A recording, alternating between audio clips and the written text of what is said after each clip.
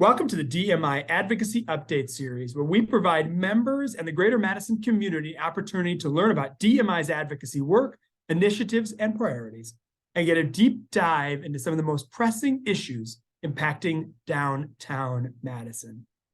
I'm Jason Ilstra, president of Downtown Madison, Inc., and in this edition, the latest DMI advocacy news, followed by a conversation with a special guest and good friend, Andrew Goldberg from Agora. He is working with the International Downtown Association on their U.S. governmental affairs efforts. So we're excited to welcome Andrew here today. We want to say a huge thanks to our sponsors, our major series sponsor, Scenair. Thank you, Scenair, for all you do for Downtown Madison for this program. Also, the Fiore Companies and Hush Blackwell. So again, thank you to Scenair, Fiore Companies, and Hush Blackwell. We really are thankful for all your help in DMI so we can try to make downtown as vibrant, inclusive, economically strong place to be. So thank you again to Scenair, Fiore Companies, and our friends at Hush Blackwell.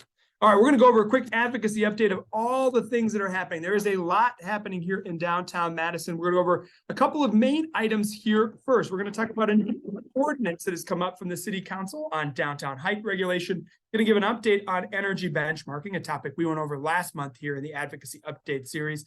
We're also going to discuss the Lake Monona Waterfront project, which had a big day a couple weeks ago, the Isthmus Safety Initiative, and last, an update on our endorsement process here. So we're going to go over a few things before we get to our good friend, Andrew Goldberg with the International Downtown Association. So now we're going to first talk about the downtown height, step back, and setback requirements.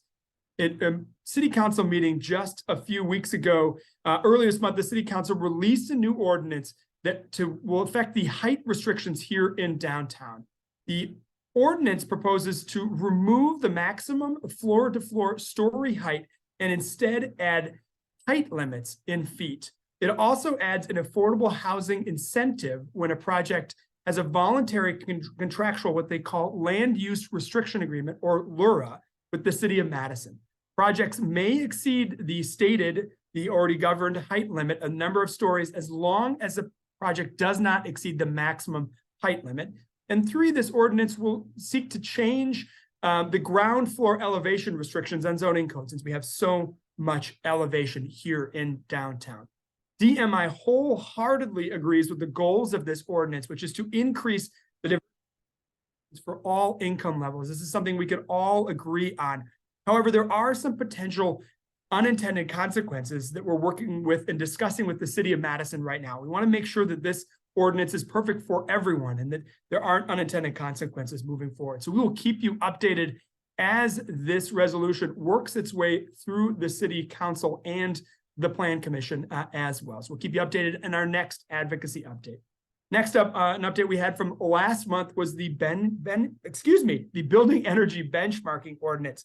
The city's ordinance continues to work its way through the city's legislative process. The city's Plan Commission approved it, and the Economic Development Committee met on this twice. Once, they referred it back to themselves after asking some more questions about it. And then just last week, they approved this energy benchmarking resolution with a couple of caveats from an amendment. The amendment asks for more outside input from organizations like ours, other organizations that are involved in this work, and also changes and modifies the timeline for which this will start. My guess is that this resolution is going to pass, but DMI still continues to have some serious concerns, and we are not supportive of this current resolution. We're working with the city policymakers and other partner organizations to affect as much change as we can. Next up, the Lake Monona Waterfront project had a huge day on January 26th, where the three finalists for the design challenge, our friends at the agency, James Corner Field Operations and Sasaki, presented their final plans for the Lake Monona Waterfront. Again, that's an expanse of 1.7 miles running from Machinery Row all the way through downtown, down John Nolan into Olin Park. These are some amazing plans. And if you go to www.lakemononawaterfront.org, you can see really what these agencies are doing. It's quite incredible. Now, the city's ad hoc committee is going to decide over the next couple months, probably by the end of spring, we'll have a winner. from one of those three companies, and they'll put together a master plan for that area, and then we'll get to work trying to implement these amazing plans. So please do check out LakeMononaWaterfront.org for more information. This is truly a generational project that we can absolutely affect change in how we interface with the waterfront, not just in downtown, but also on the east and south sides. I am very excited about this project, and I hope you are too. Next up, we have our Isthmus Safety Initiative.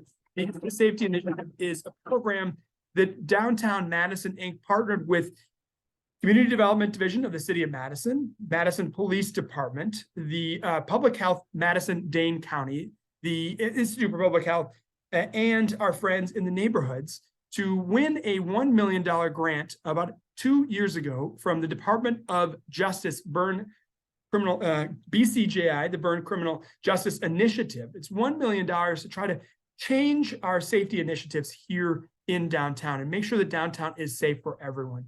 The Isthmus Safety Initiative is now a group of huge amount of stakeholders that are really quite interested in how do we improve in a couple of different safety measures in downtown. First, in gun violence, and second, in sexual assault crimes. These are huge crimes for downtown. We've got some new progressive ways to look at this work.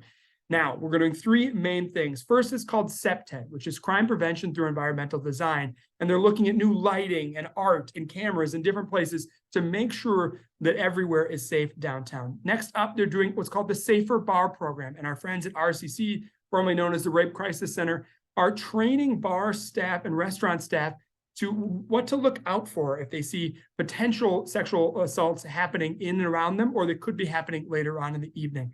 This training has gone over very well and has been very, very important and very impactful in years past in other cities, and we're excited this is happening. And lastly, we're going to create something called Safety Navigators through PHMDC Public Health Madison-Dane County that will help interrupt violence. And this model has been used throughout the rest of the city, and we're excited that this is coming downtown. So this is important work, and we're very excited for the Isthmus Safety Initiative to kick off. Last but not least, we are knee-deep in our endorsement process. As a reminder, DMI endorses candidates in local elections, including the mayor's race and all 20 alder seats. We've been busy interviewing all those folks that are pre-primaries, so they either are running unopposed or only have one other candidate. We've had 17 of 18 folks say they wanted to be part of our endorsement process, and we've interviewed them all. It's been a great experience, and it's a great group of people. Now, after the primary, we're going to be interviewing the rest of the team, another up to 36 interviews. So we're excited to meet the rest of the candidates here throughout the city. We'll also, of course, be meeting with the mayor's race as well, post-primary. So we'll see what the election results have, and we'll meet with the two top candidates from the primary here very soon. Speaking of which, we're also hosting a debate on Monday, February 27th, with our good friends from Wisconsin Policy Forum and the Home Group to discuss downtown issues, and we'll have the top two mayoral candidates there. So please join us at Madison Central Library from 6 to 7:30. This will also air on both Wisconsin Eye and City Channel. So we're excited to be able to host this debate, friends from these organizations. Once we get through with all of this, we'll make our decisions in early March on who we're going to endorse. We'll get all that word out to everybody else. But it is an exciting time. Up to 45 different people are running for city council here in Madison. So it's great to see so many great people running here. Now, speaking of great people, we've got our good friend, a good friend of mine, and we'll say DMI's good friend, Andrew Goldberg with Agora, who helps manage the U.S. government relations for the International Downtown Association. DMI is a longtime member of the International Downtown Association, and they're an organization that works with groups like ours to really ensure that downtowns are economically strong, vibrant, inclusive places to live, work, and visit. And Andrew has been over the last year building up our work in the federal side. And so we're going to engage today about federal lobbying efforts that Andrew and the team are taking part in. Hello, Andrew. How are you? I'm doing great. It's great to see you, Jason. I'm so glad to be here. Thank you so much for having me. Well, and I know you're literally hot off a meeting on Capitol Hill. So how is everything in DC? Things are good in DC. Actually, the weather's not too bad today. I think it's probably nicer than it is up there in Madison. Things are.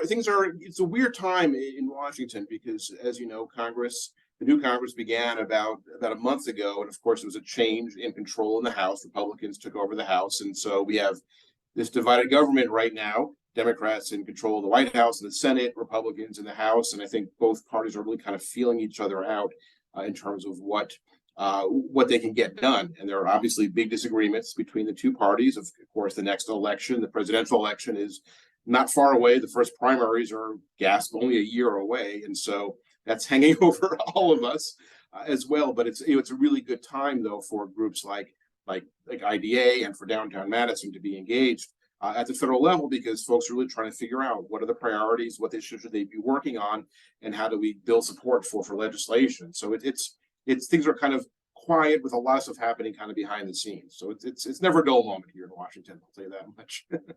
No, I used to work in DC, and it never is a dull moment. But never a dull moment here in the state capitol as well. We've got our budget coming out now and lots of activity here. So what are International Downtown's federal priorities? And what is our federal agenda? We've been working on this for several months, but what is DMI members should we know about this new federal agenda from IDA? Yeah, well, it's great. I'll tell you, first of all, a couple of things. First of all, the agenda is driven by what the members want, by the members across the country. IDA has hundreds of members all over the U.S., not to mention Canada and other places. But what we've done is really listen to what the biggest priorities are for members across the country.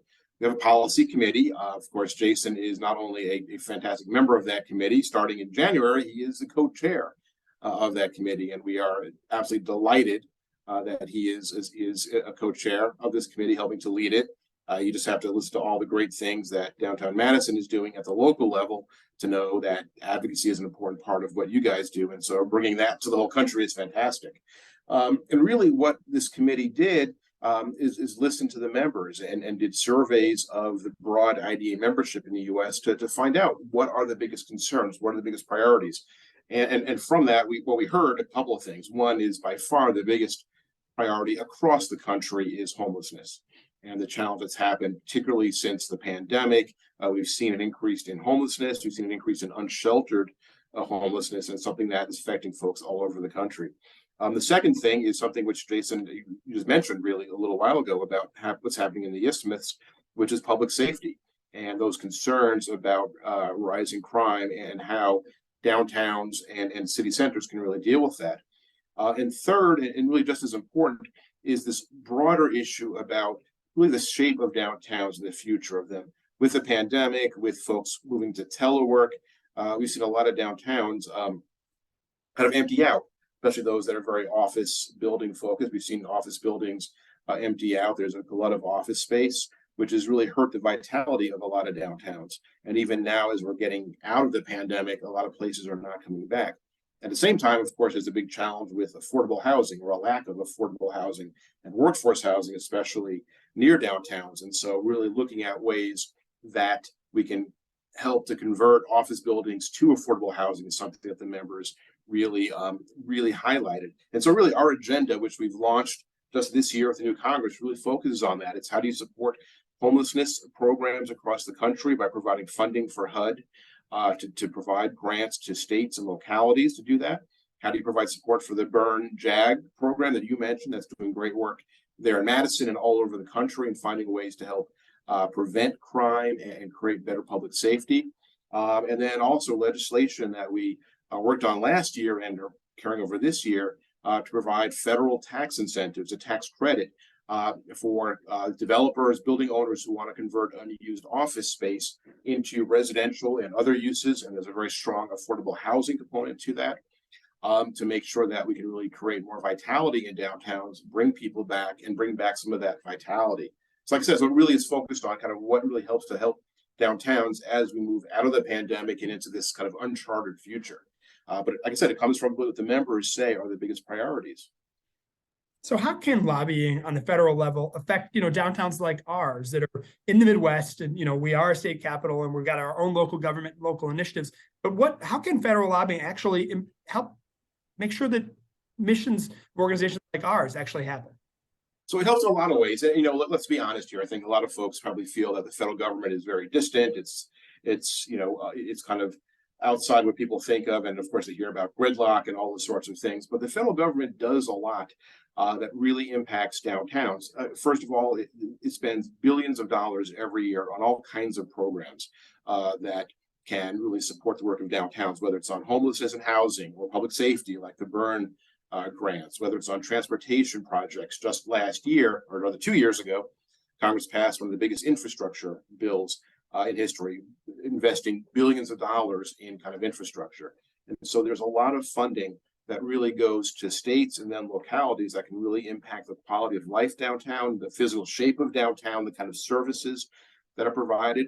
In addition, Congress and the federal government can provide various tax incentives, the tax code for various activities. So I think what people might know already are things like the low-income housing tax credit or the historic tax credit for historic preservation. There are energy efficiency ones. You talked about kind of energy modeling and labeling and things like that. There are a number of incentives in the federal government that help make buildings more energy efficient. And of course, now we're working towards an incentive to help with converting office buildings for other uses. And so there really are kind of a number of different ways in which federal policy can really help activate activities at the state level and then really at the local level to help to really make sure that downtowns can get forward. But here's the thing, none of that's going to happen unless downtowns and their supporters speak up about it and really get active and engaged on making those things happen.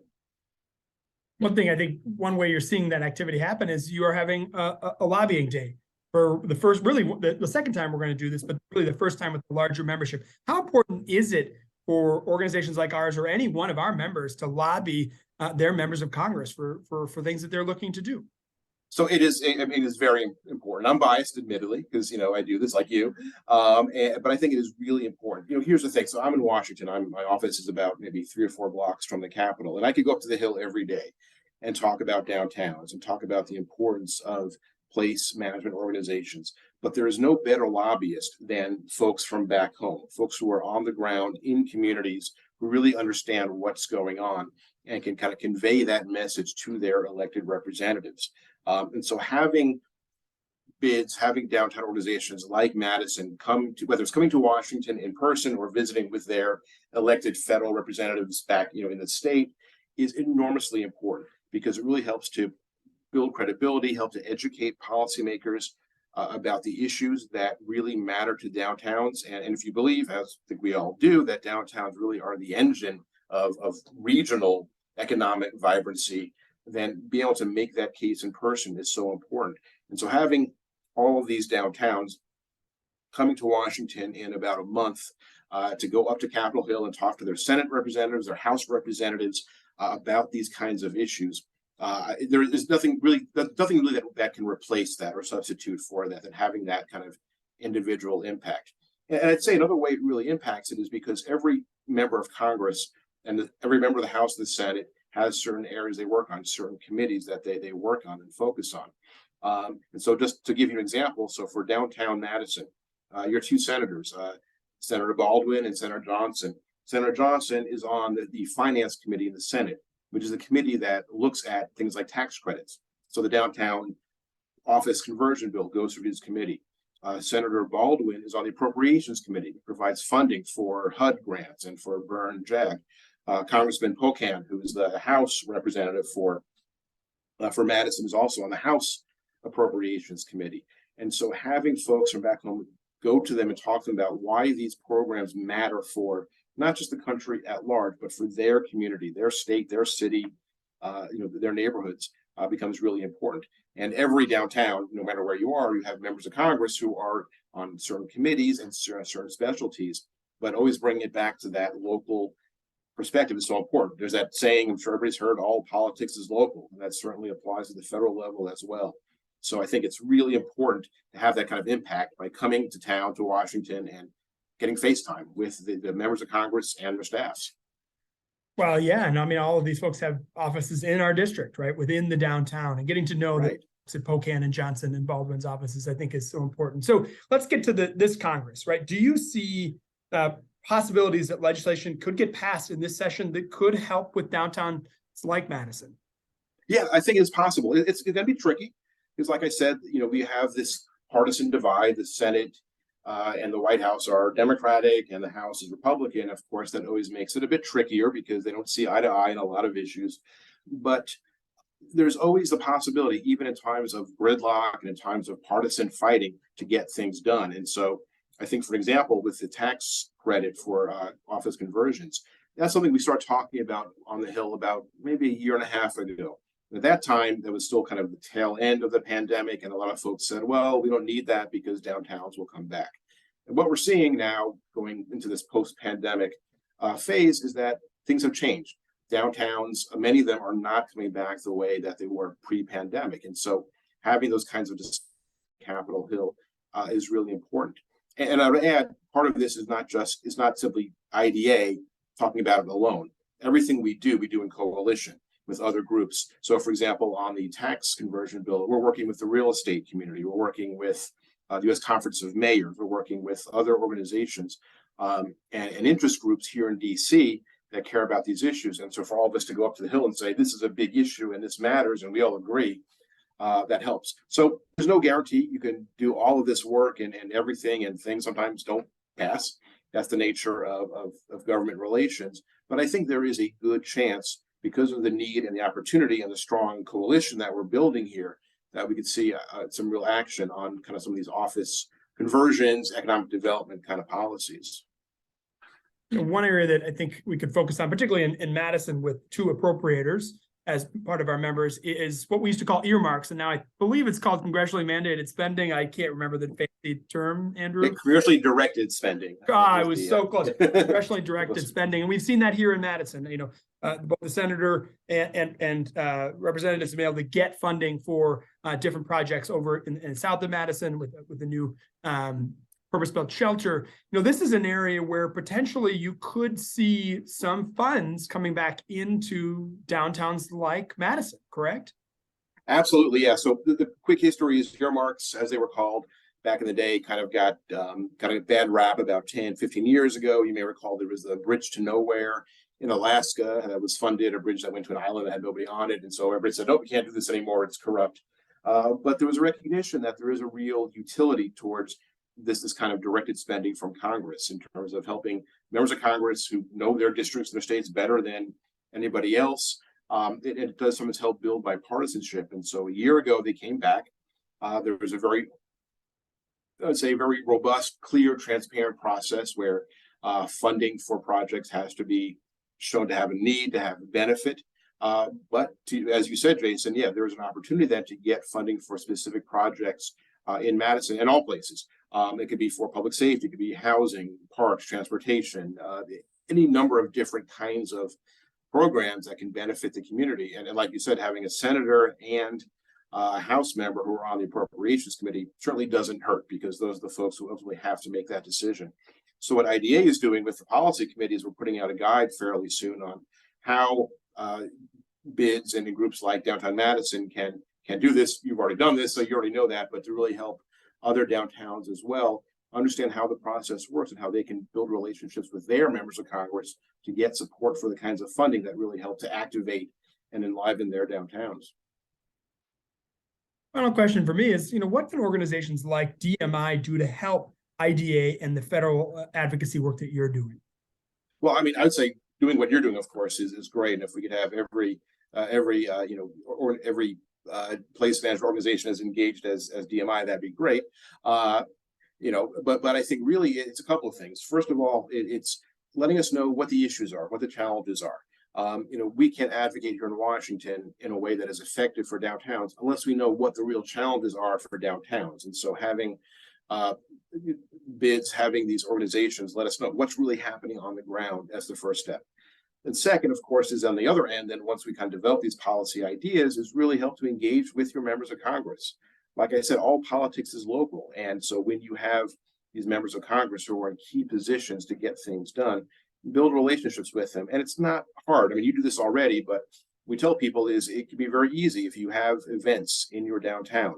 Invite your federal representatives to go there. If you do reports about the state of the economy or anything else, send them to them. Have meetings, invite them to come walk around downtown with you or come to the office to learn more and build a relationship with them. I think all of those things really help a lot to build the trust and the credibility, and to show that downtowns, downtowns aren't Democratic or Republican. They're downtowns. And what they want is a vibrant city center that drives growth through the whole region. And I think being a kind of credible kind of voice, that trusted, credible source of information about what's happening in city centers is something that members of Congress really crave.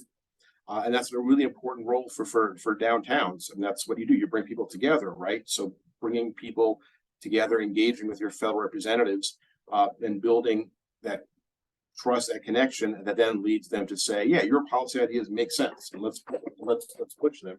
I think that's really that's a great thing to do. And I think also it's engaged with your stakeholders, the folks in the community as well, about these issues. Find out what they care about, but also say, hey, we're working to do this, to get this bill passed to help revitalize our downtown. And certainly we'd love for you to show your support as well. And I think that's the best way that groups can do that. All right, Andrew, I blatantly lied to you. So I have another question. I think a very Oh no. Well. All right, because you know a lot, and I just kind of want to know this myself. Obviously, we've got split parties running the government right now. Where are areas where you think you could find some compromise and some things could move forward? What aspects, what areas, transportation, infrastructure, that you really could see some movement from this bipartisan government? That's tricky. So, transportation infrastructure is an issue where there traditionally has been bipartisan support. Now, of course, Congress did pass a pretty big infrastructure bill about 2 years ago, so we're probably not going to see a lot more, right now. But I think you're talking about economic development and supporting small business, and I think that's a key part of it, because certainly, if downtowns are not vibrant, the small businesses in those downtowns, the takeout places, the dry cleaners, and so on, really suffer. So I think looking at ways that we can talk about small business and how they benefit from stronger downtowns can do that. Look, I think every member of Congress, almost every member of Congress, regardless of party, wants to do things, support items for their community. And so looking through the appropriations process and how we can make sure that the funding for all of these kinds of programs is used well and really directed towards the greatest need in downtowns is something that folks can get on board. I'd say, I'll mention it. You guys have you're a very interesting state. There are only 5 states in the country that have a split Senate delegation. In other words, a Republican and a Democrat in the Senate. And most people here, I think in DC, would agree that your state, the Badger state, has probably the most polarized 2 senators. I mean, a very conservative Republican and a very liberal Democrat. It's fascinating to watch from here. But also what that means is that really says that to be successful, to advocate in your state and many places, you have to really look at how you work with both sides. And I think downtowns are so well primed to be kind of the most nonpartisan or bipartisan problem solver and bring folks together, because no matter if you're Ron Johnson or Tammy Baldwin or somewhere in between, I think you do want to see growth, economic vitality, downtowns that are more vibrant, more lively. So it's going to be tricky the next couple of years. I don't want to lie about that or sugarcoat it, but I think looking at ways that you help small business, job creation, providing support where it's really needed on things like public safety, there are opportunities there to build coalitions of members of Congress from both parties who really want to work and get things done. So we really are a purple state, you're saying. We're going to matter for quite a long time here in Wisconsin. I would say that you're going to see a lot of TV ads during elections for the next several presidential cycles for quite a while. Well, we're in the middle of a state Supreme Court race right now, so we've got a lot of elections. That's right. A lot of ads running right now. All right. Yeah. This isn't really a question, but we always end with some fun. I don't know if this is fun. Maybe this is not fun. I have no idea. You get to ask me one question. Andrew Goldberg, what's the one question you want to ask me?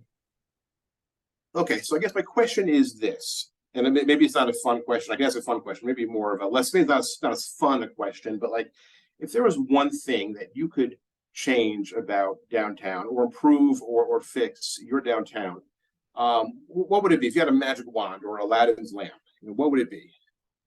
Ooh, good one. Because now I got to play favorite. And so there's like it's happening. It's like asking what my favorite restaurant is, and then all the other restaurateurs. Right. I think it would be the project we talked about at the beginning of this hour, and it's the Lake Monona waterfront, and seeing that come to fruition. One of the competitive advantages that Madison has is that we're on an isthmus, right? We're one of only 2 downtowns, us in Seattle. that are bounded by water on two sides. And that's a competitive advantage. And yet we don't have great access between downtown and particularly Lake Monona. Lake Monona is a little bit better, but 49% of the total lakefront of the 5 lakes is owned by a public entity, yet we don't have good access to it.